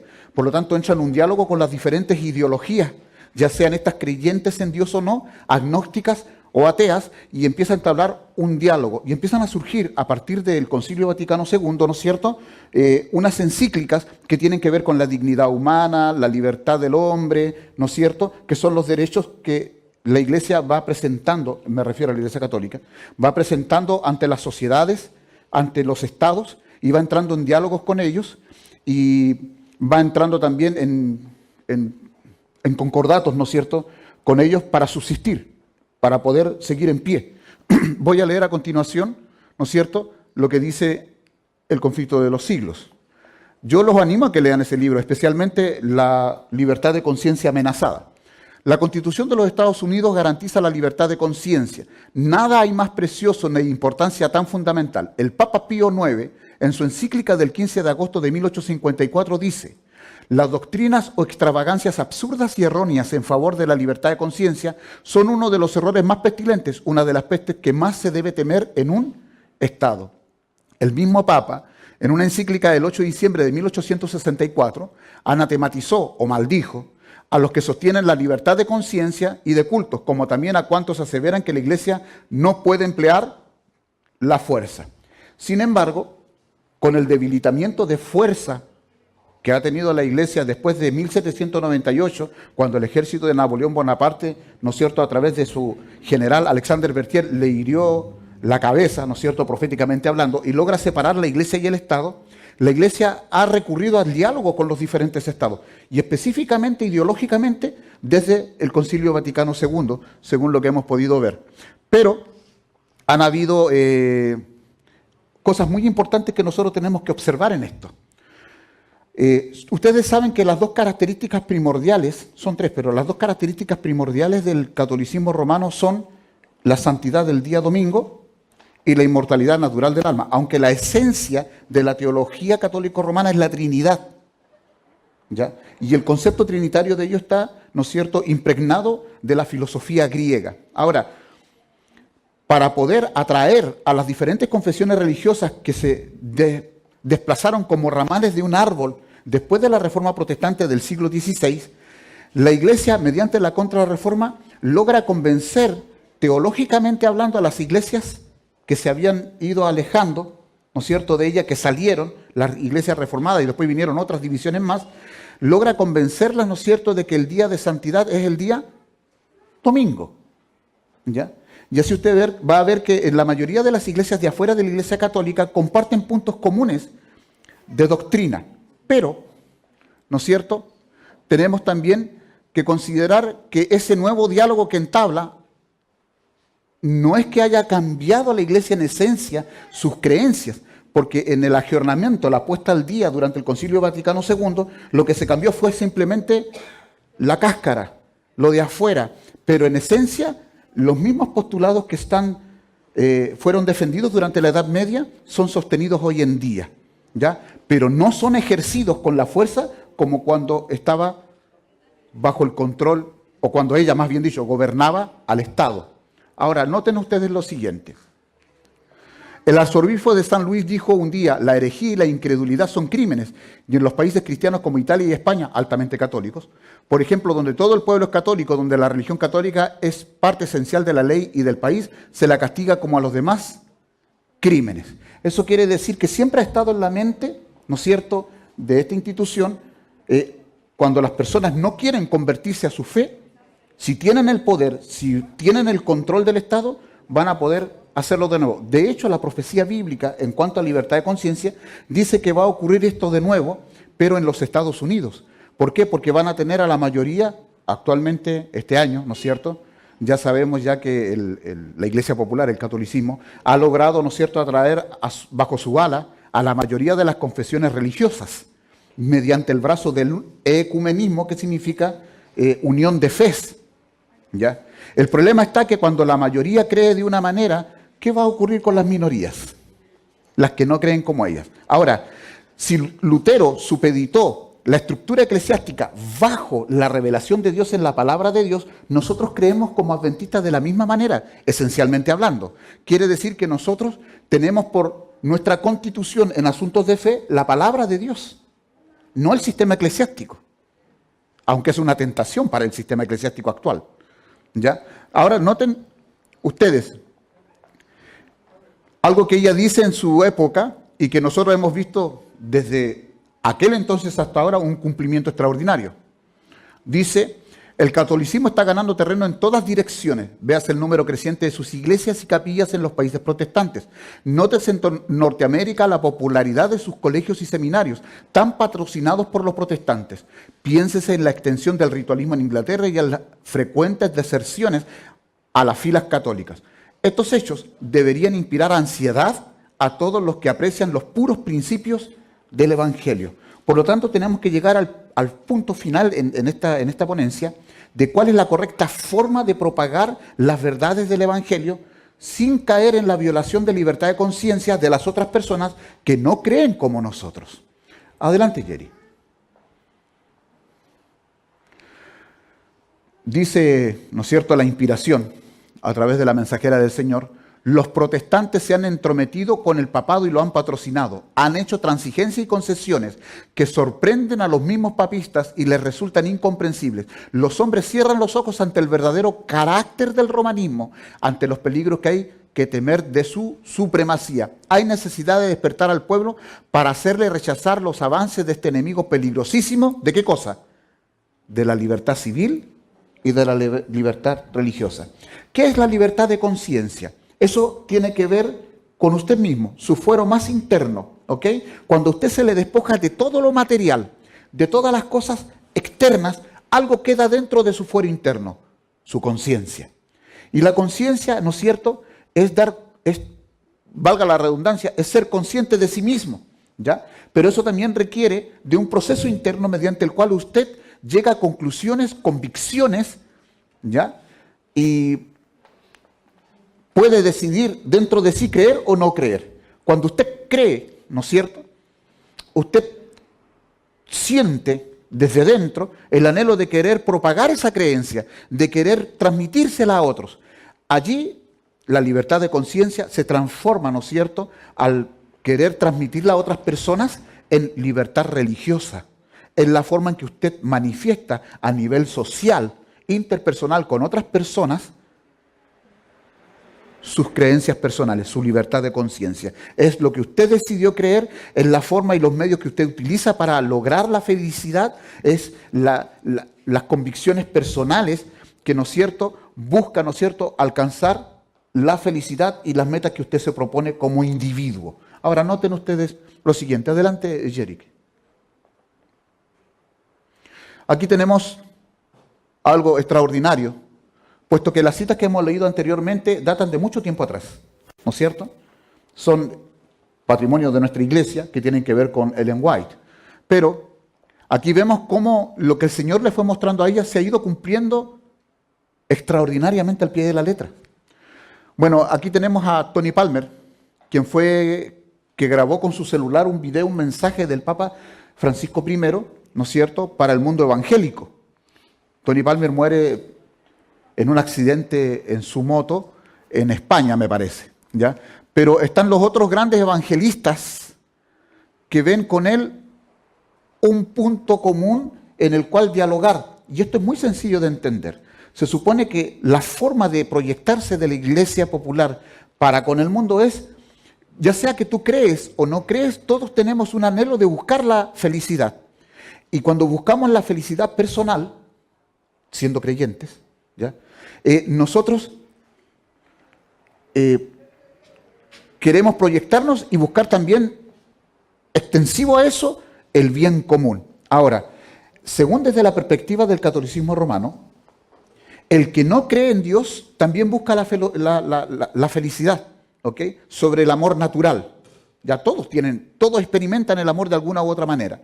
Pero la iglesia dice, ellos según concluyen, que la persona que no teme al Señor, que no es creyente en Dios, ¿ya?, que no es creyente en Dios, estas personas van a buscar el bien común, van a buscar su felicidad, pero las estructuras que van a crear finalmente van a terminar oprimiendo al ser humano. ¿Por qué? Porque emanan de una naturaleza corrompida, no nacida de nuevo. ¿Me hago entender?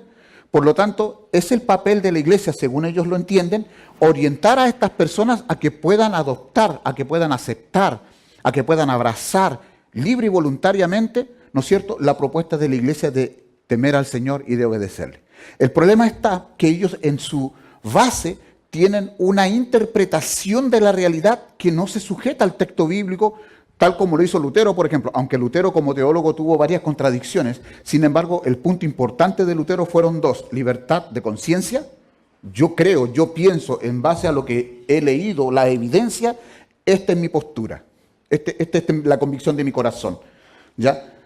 Pero también la otra verdad descubierta por él, muy importante, y que trajo gran luz y emancipó al mundo. De hecho, después de la Reforma Protestante vienen las otras reformas, ¿no es cierto?, porque se había estancado durante la Edad Media bajo el yugo opresor del sistema eclesiástico de aquella época, ¿no es cierto? Se habían detenido las ciencias, las artes, la filosofía, la sabiduría, y solamente algunos poquitos podían tener acceso a las universidades. Pero con esto, como había dicho el pastor, como era una sociedad estacionaria, ¿no es cierto?, el que nacía pobre, ¿cómo moría?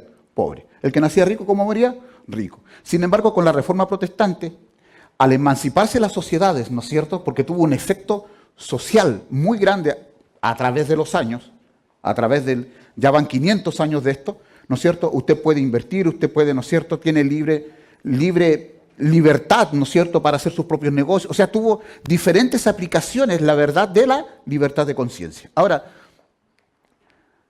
¿en base a qué se están uniendo? En base al amor.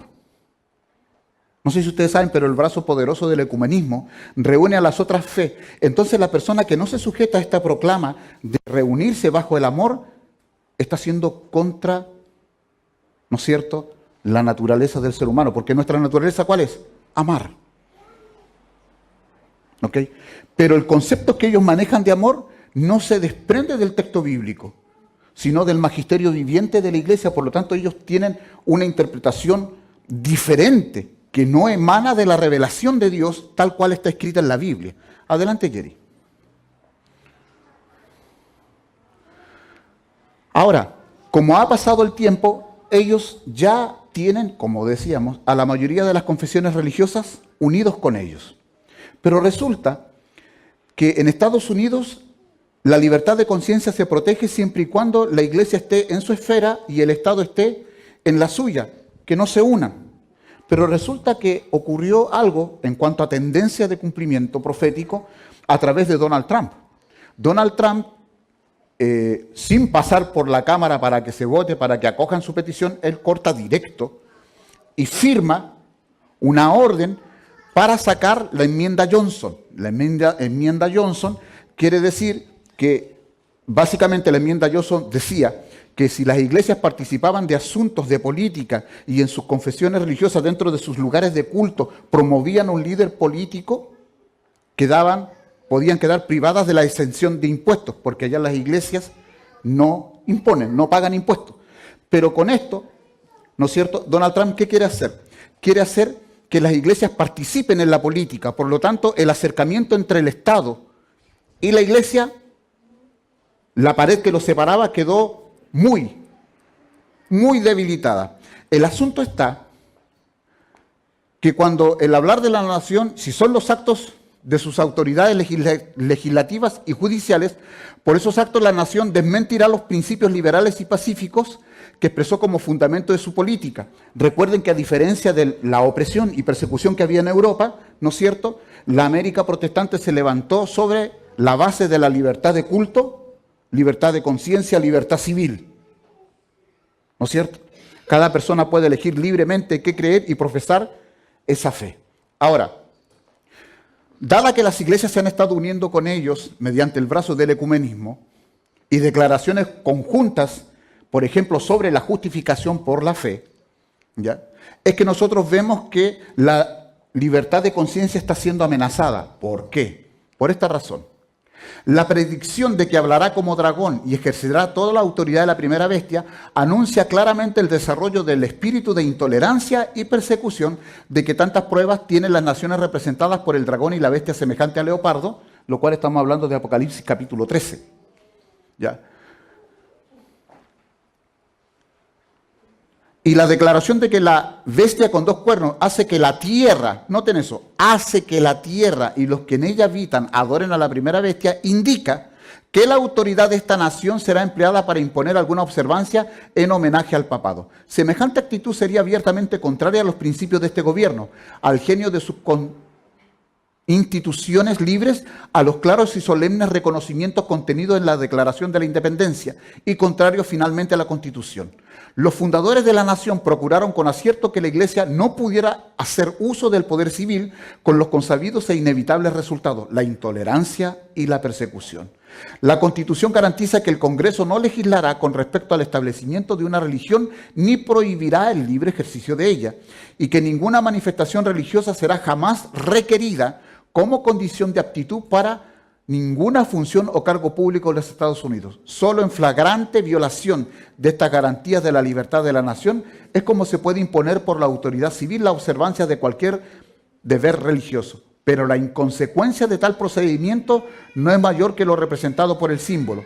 Es la bestia con cuernos semejante a los de un cordero que profesa ser pura, mansa, inofensiva y que habla como un dragón. Eso quiere decir que la profecía señala un punto en el futuro muy cercano ya para nosotros, en que la intolerancia religiosa nuevamente se va a levantar en los Estados Unidos y por lo tanto el sentido de bien común va a ir en desmedro de aquellos que no estén de acuerdo, ¿no es cierto?, con la mayoría. Por ejemplo, si todo el mundo va a guardar finalmente, con imposición de una ley desde el Estado norteamericano, el día domingo, ¿qué será de nosotros los adventistas del séptimo día si guardamos el sábado? El asunto es, ¿sobre qué base nosotros guardamos los mandamientos de Dios? Sobre la base de lo que está escrito, algo que también tenía Lutero y que habíamos ya considerado anteriormente al empezar la presentación. Entonces, tenemos que tener claras estas cosas. Jerry, por favor, adelante.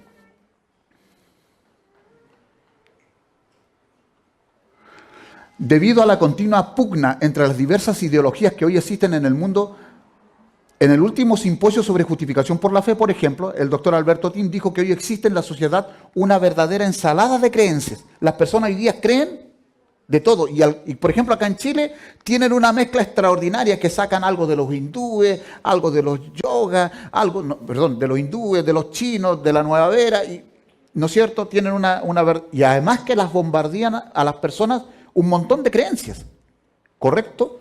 La apreciación del doctor Tim. Hay una ensalada de creencias en nuestra sociedad posmoderna. Ahora, dice También tú tienes tu verdad y yo tengo la mía. Y por lo tanto no hay problema. ¿Esa es tu verdad? Esta es la mía. A mí déjame tranquilo. Antiguamente no era así. Antes tú decías que tenías una verdad, antiguamente. Yo tenía otra verdad, pero la sometíamos a examen para ver quién de los dos estaba correcto. Eso no es más así.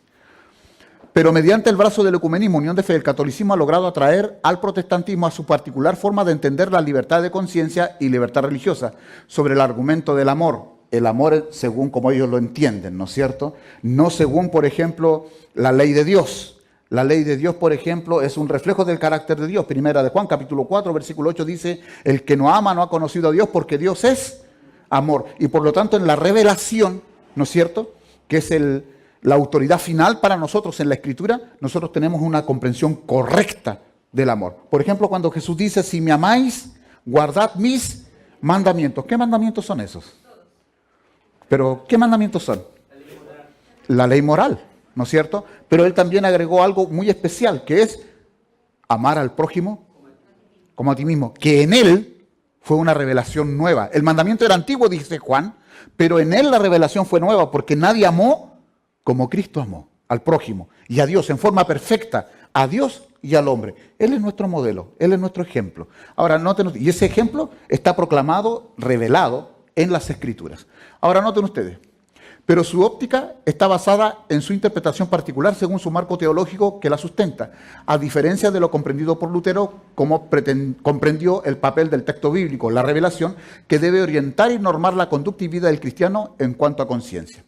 Así la unidad de las personas debe ser en torno a la verdad de Dios y no en torno a lo que un hombre, una sociedad o una religión diga por sobre las demás. El presupuesto aquí es que la Biblia es la constitución sobre la conciencia del individuo que cree en Dios. O sea, usted cuando aceptó la verdad, usted la aceptó sobre el peso de la evidencia. No puede haber coerción, yo no lo puedo obligar, aunque yo tenga una fe particular, no lo puedo someter y obligar para que usted crea como yo. ¿Me hago entender? Ahora, noten ustedes lo siguiente, Yerick. Va a haber un cambio de tal manera en la moralidad social. Actualmente nosotros estamos presenciando ese cambio en la moralidad. Por un lado, el maligno, el diablo, está ¿qué cosa? Legalizando el pecado. Hay lugares en este mundo ya, en las sociedades occidentales, donde no se están usando dentro de las iglesias el concepto de pecado. Ya, en iglesias evangélicas. ¿Para qué vamos a hablar de pecado? No. El asunto es, ¿no es cierto?, que por un lado se está legalizando el pecado y por otro lado tenemos una entidad religiosa que está promoviendo un día que no es el sancionado por las Escrituras como día de reposo, ¿ya? Y que lo está asociando con el bienestar común, con la búsqueda de felicidad del ser humano, el día domingo. Es el día de la familia. Es el día para los niños. Los que honran el sábado de la Biblia serán denunciados como enemigos de la ley y el orden. Eso quiere decir que va a haber un cambio de tal naturaleza en la ley y el orden, actualmente lo estamos presenciando, que si usted quiere conservar intacta su fe, usted en algún momento va a chocar ¿con quién? Con la ley y el orden, porque está ocurriendo un cambio en la moralidad y por lo tanto esto está afectando la libertad de conciencia. O sea, las personas están siendo conducidas a creer algo sin que ellos sepan que no es lo que Dios, ¿no es cierto?, quiere del hombre, lo que Dios aprueba. Ahora noten ustedes, como quebrantadores de las restricciones morales de la sociedad. Por ejemplo, yo hoy día actualmente sería un quebrantador de las restricciones morales de la sociedad. Yo no estoy de acuerdo con la identidad de género, la igualdad de género, la inclusión en ese sentido. Y creo que si usted es creyente en la palabra de Dios tampoco va a estar de acuerdo, ¿no es cierto? Pero eso se va a instaurar a nivel Estado, en la parte civil. Entonces, nosotros ¿cómo vamos a ser acusados? Como quebrantadores de las restricciones morales de la sociedad y por lo tanto causantes de anarquía y corrupción que atraen sobre la tierra los altos juicios de Dios. Esto quiere decir que ellos en su fe o en su forma de entender la conciencia, ellos hacen una interpretación de la realidad. Estas cosas están ocurriendo, estas catástrofes están ocurriendo porque no se está santificando el día del Señor, que ellos entienden es el día domingo. Díganlo. ¿Qué día es? Domingo. Y ustedes saben que es todo lo contrario, porque es por haber abandonado los mandamientos del Señor. Ahora noten ustedes, sus escrúpulos de conciencia serán presentados como obstinación, terquedad y rebeldía contra la autoridad. Serán acusados de deslealtad hacia qué. Por lo tanto, quiere decir que esta propuesta, ¿no es cierto?, va a alcanzar todo lo civil a nivel mundial.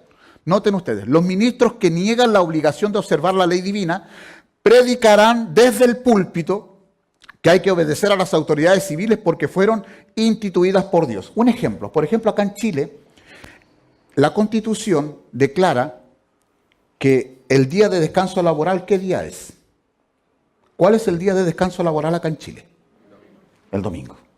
Y si más encima usted suma a la iglesia con sus convicciones sobre el día de reposo, que es el domingo, y estas dos entidades, la temporal, como decía el pastor, y la espiritual, están de acuerdo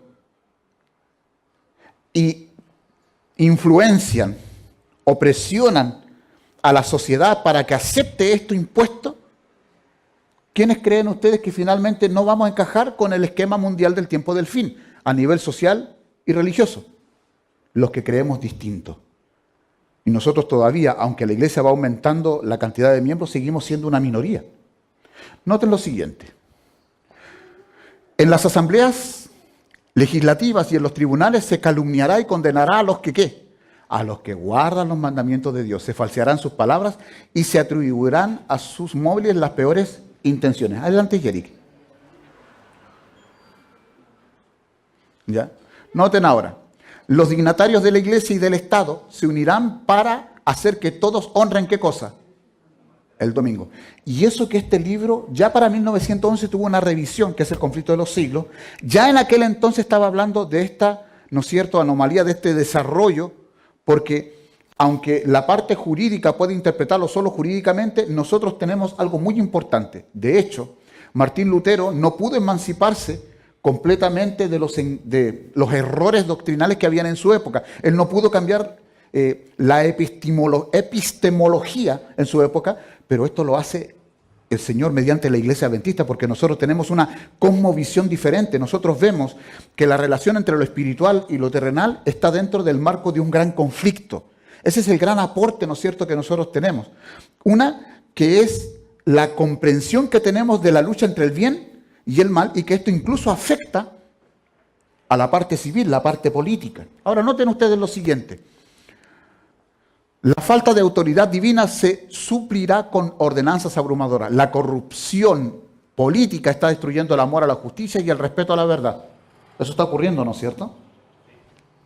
Y hasta en los Estados Unidos de la Libre América se verá a los representantes del pueblo y a los legisladores tratar de asegurarse el favor público, doblegándose a las exigencias populares por una ley que imponga la observancia del domingo. La libertad de conciencia que tantos sacrificios ha costado no será ya respetada. Por ejemplo, antes de que saliera electo George Bush, ¿ya?, todos pensaban que iba a salir el otro contendor a la presidencia norteamericana.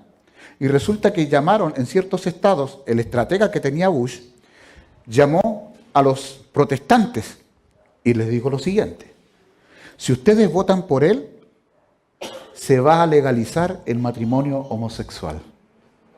Entonces, esto despertó al mundo evangélico en aquellas zonas y empezaron a llamar a las amistades, los amigos que no querían eso. Y dieron su apoyo ¿a quién?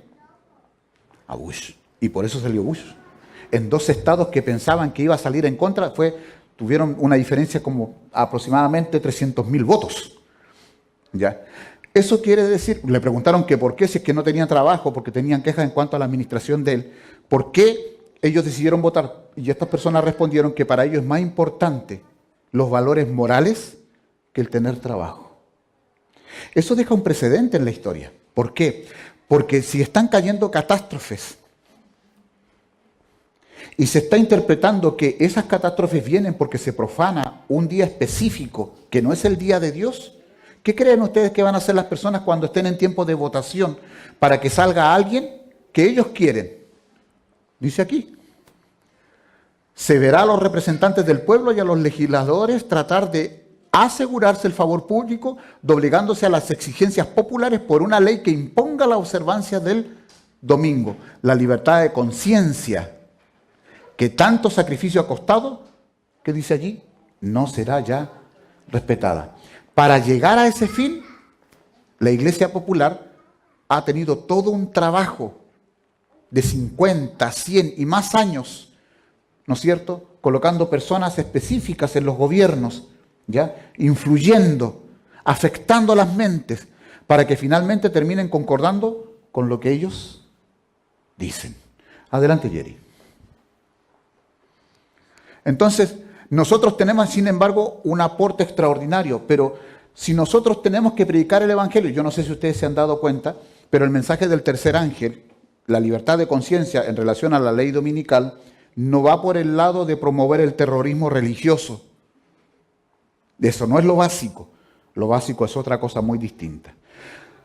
Hay una definición actual de que no se debe hacer proselitismo mediante la fuerza ni coerción. Por ejemplo, yo no puedo ir donde usted y coaccionar su conciencia si usted tiene carencia de comer algo, tiene carencia de alimento, y yo le doy de comer, y finalmente usted acepta mi fe porque yo le di. Eso no es legítimo. Eso no se puede hacer.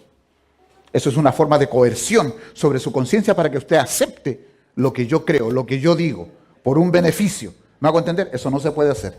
Esa clase de proselitismo ya está normada a nivel mundial por el catolicismo romano, que se ha puesto de acuerdo con otras entidades, y eso no se puede hacer. Entonces, ¿cómo podemos nosotros proclamar el mensaje del tercer ángel si en parte el mensaje del tercer ángel es una denuncia?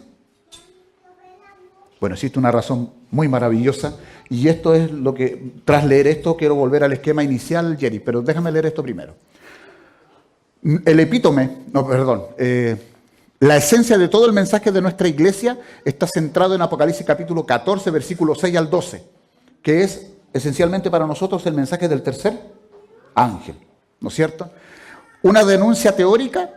Algunos tienen una concepción agresiva y casi terrorista de la proclamación del Evangelio eterno. Esto se ve característicamente algunas veces entre los que son disidentes, los que se han ido de la iglesia y acusan a la iglesia de algo. Ellos caen prácticamente en el terrorismo religioso. Ahora noten ustedes que eso es muy lejano de lo que realmente revela la palabra de Dios. Piensan solo en ella como denuncias de los pecados de Babilonia, pero no disciernen la esencia del mensaje del tercer ángel. Primero, el contexto de los tres ángeles es el Evangelio eterno. Segundo, la proclamación escatológica del Evangelio eterno está a su vez enmarcada en el contexto de la última generación, los 144.000. Tercero, esta sección del Apocalipsis es central si miramos la estructura quiástica de la carta del Apocalipsis, porque es una carta profética o pastoral. El conflicto central, gira en torno a los 10 mandamientos y la fe de Jesús. La fe de Jesús. ¿Se han preguntado ustedes en el ámbito de la libertad de conciencia por qué fue perseguido Jesús? ¿Alguien sabe aquí por qué realmente fue perseguido Jesús? Se los digo. Jesús fue perseguido porque su vida justa y consecuente, su vida consagrada a Dios, su reflejar el carácter de Dios era una continua, ¿qué cosa? Reprimenda a los excesos de la época. Y obviamente, yo no sé si usted se ha dado cuenta, pero en el Antiguo Testamento no se ve tanta actividad demoníaca como en el tiempo de ministerio de Jesús. La actividad demoníaca se incrementó cuando Jesús estuvo en la tierra. Y por eso usted ve tantos casos de posesión demoníaca, porque despertó el infierno, por decirlo de alguna manera, porque no era posible que en la tierra hubiera un ser que no pecara. Si la profecía enmarca esto en el tiempo del fin como un pueblo que guarda los mandamientos de Dios y tiene la fe de Jesús, ¿por qué realmente nos va a perseguir el diablo a nosotros? Usando los, ¿no es cierto?, instrumentos terrenales que tiene. ¿Cómo yo puedo a una persona invitarla al Evangelio, pero sin recurrir a la fuerza, ¿no es cierto?, sin coaccionar, ¿no es cierto?, su conciencia para que acepte lo que yo creo? Mediante una vida transformada. Y escuchen muy bien esto. La forma correcta de predicar el Evangelio es mediante una vida transformada por el poder del Espíritu Santo. Eso quiere decir que cuando una persona lo vea a usted diferente, feliz, con contentamiento, que tiene amor, el ejemplo, el testimonio de una vida consagrada, ¿qué va a hacer sobre su conciencia? No la coacciona. ¿Cómo es la palabra? No la coerciona, sino que la invita, la atrae. Esa es la forma correcta de propagar el Evangelio. Pero algunas personas lamentablemente creen que esto de la libertad de conciencia es, esta es la verdad, yo creo esto y lo voy a imponer sobre ti, pero sus vidas no están siendo transformadas por el Señor. Eso no es posible, ¿no es cierto? Porque no es una teoría, es una experiencia salvífica. Ahora, noten ustedes, la fe de Jesús, su vida consecuente, consagrada y justa, era un continuo reproche a los excesos de su época y las pasiones desenfrenadas de los hombres pecadores. Jesús despertó la persecución en su contra porque no cedía a las exigencias del mundo ni a las tentaciones de Satanás, que tenían como objetivo separarlo de Dios, haciendo lo posible para que pecara. Adelante, Yerick. ¿Y saben qué? El Señor le mostró a su mensajera que en el tiempo del fin este principio también se va a aplicar a nosotros. Noten ustedes. En sus diferentes formas, estoy leyendo Conflicto de los Siglos, página 668. En sus diferentes formas, la persecución es el desarrollo de un principio que ha de subsistir mientras Satanás exista y observe su poder vital. Un hombre no puede servir a Dios sin despertar contra sí la oposición de los ejércitos de las tinieblas. Le asaltarán malos ángeles alarmados al ver que su influencia les arranca la presa. Hombres malvados, reconvenidos por el ejemplo de los cristianos. ¿Qué es lo que reconviene a nivel de conciencia a los malvados? El ejemplo de los cristianos. ¿El ejemplo de qué? De vida. Se unirán con aquellos para procurar separarlos de Dios por medio de tentaciones sutiles. Ojo, cuando este plan fracasa, emplean la fuerza para violentar ¿qué cosa?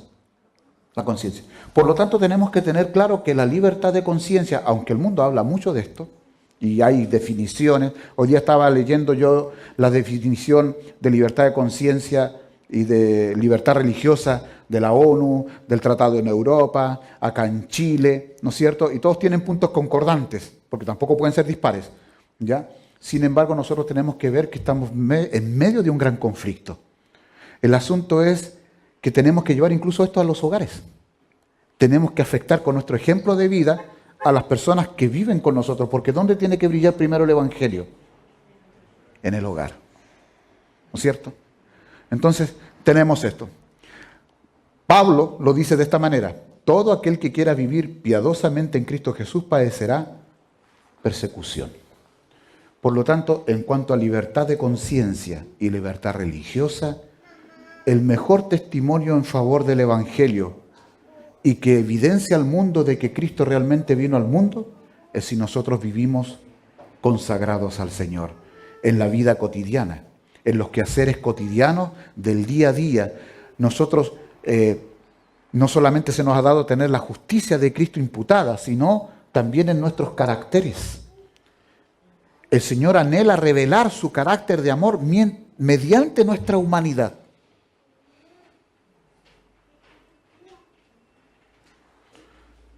Adelante, Jerry. Vuelve al principio, al esquema inicial y con eso termino. Atrás. Ok. Ven, aquí tengo el esquema de la Reforma 1517 con Martín Lutero, con el asunto de libertad religiosa, libertad de conciencia. Jerry, vuelve atrás.